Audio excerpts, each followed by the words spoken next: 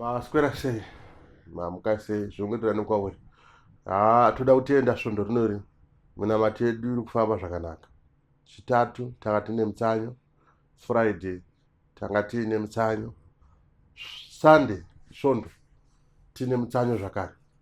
Tine mutsanyo nevanhu vanoshanda vasingabhadharwi, nevanhu vane mibati yavo yemaoko, mabasa avo avanozviitira kuti zvavanobata zvive zvinhu zvinooneka, kwete kuti vatengese kudzamara zvinhu zvaora kana dziri mbatya kudzamara wapfeka.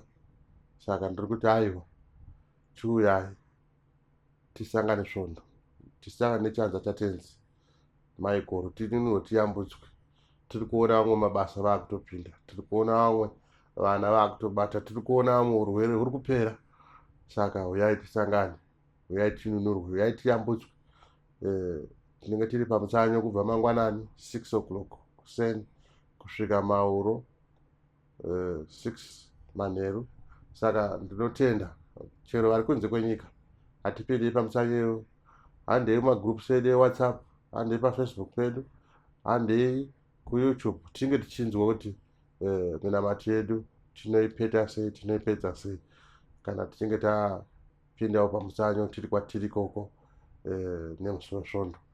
Saka tese handei pamutsanyo, Mwari anotinzwa kana tazviita izvi takaperera, tazviita tiri muchido, tazviita tichitenda. Mwari wedu ndiMwari anotinzwa, ndiMwari anotinzwa mukuchema kwedu kwese. Haleluya.